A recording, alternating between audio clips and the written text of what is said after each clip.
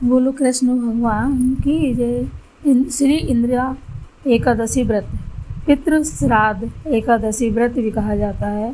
यह व्रत 17 सितंबर 2025 बुधवार को है। अश्विन कृष्ण पक्ष गुजरात एवं महाराष्ट्र के अनुसार भाद्र कृष्ण पक्ष में पड़ने वाली एकादशी तिथि को श्री इंदिरा एकादशी कहते हैं, जो इस बार 17 सितंबर 2025 यानी कि बुधवार आज के दिन है। धार्मिक मान्यताओं के अनुसार प्रतिपक्ष में पड़ने वाली इंदिरा एकादशी का व्रत सभी घरों में करना चाहिए।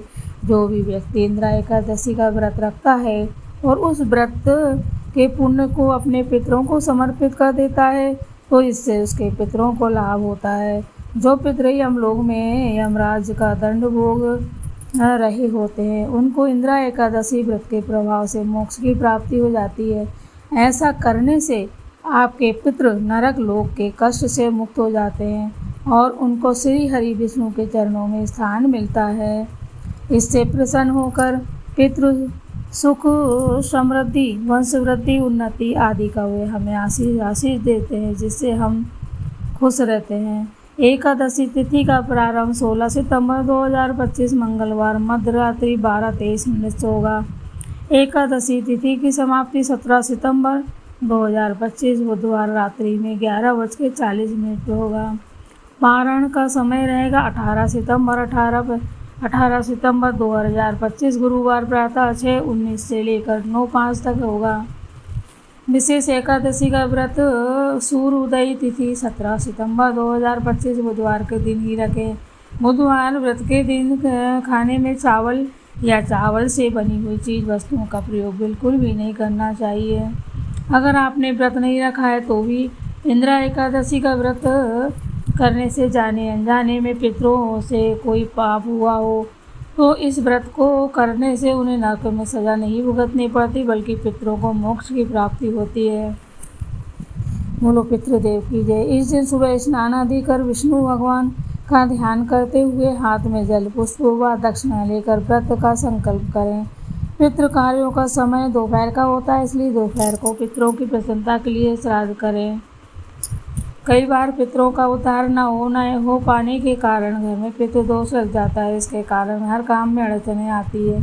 ऐसे लोगों के लिए यह व्रत किसी वरदान से कम नहीं है।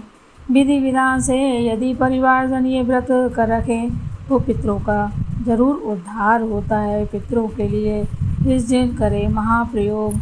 जब कभी श्राद्ध श्रद्धा से न करके दबाव से किया जाता है या अयोग्य व्यक्ति के द्वारा श्राद्ध होता है तो श्राद्ध के बावजूद भी मुक्ति नहीं होती, तो पितृपक्ष की एकादशी के दिन महाप्रयोग करके इस समस्या का निदान प्राप्त किया जा सकता है।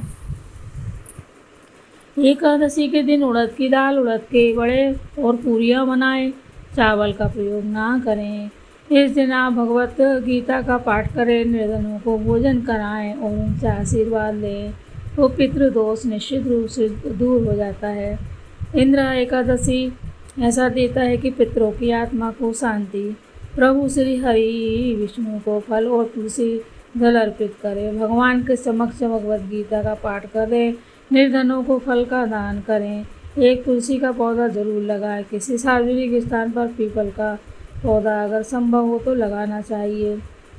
यह श्राद्ध पक्ष की एकादशी है। इसके प्रभाव से पितरों को मोक्ष की प्राप्ति होती है। इस एकादशी की पूजा विधि इस प्रकार है। अन्य एकादशी की तरह इस व्रत के धार्मिक कर्म भी दशमी से ही शुरू हो जाते हैं। दशमी के दिन घर में पूजा पाठ करें और दोपहर में नदी में तर्पण की विधि करें। श्राद्ध की तर्पण विधि के पश्चात ब्राह्मण भोज कराएं और उसके बाद स्वयं भी भोजन ग्रहण करें। याद रखें, दशमी पर सूर्यास्त के बाद भोजन ना करें। एकादशी के दिन प्रातःकाल उठकर व्रत का संकल्प लें और स्नान करें। एकादशी पर श्राद्ध विधि करें एवं ब्राह्मणों को भोजन कराएं। इसके बाद गाय, कौवे और कुत्ते को भी भोज्य पदार्थ दें। व्रत के अगले दिन यानी द्वादशी को पूजन के बाद ब्राह्मणों को भोजन कराएं और दान दक्षिणा दें। इसके बाद परिवार के साथ मिलकर भोजन करें। जय श्री कृष्ण, जय श्री कृष्ण। ओम नमो भगवते वासुदेवाय नमः। ओम नमो भगवते वासुदेवाय नमः। बोलो श्री कृष्ण भगवान की जय।